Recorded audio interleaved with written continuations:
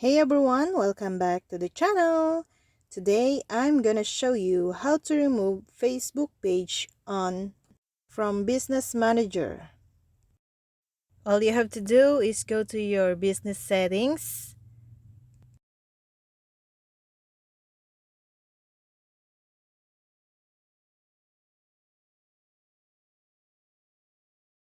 Under the business settings, click Accounts. Now, under the Accounts, click Pages.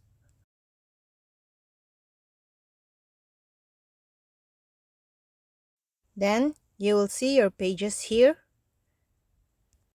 And at the right side, you will see the Remove and View page.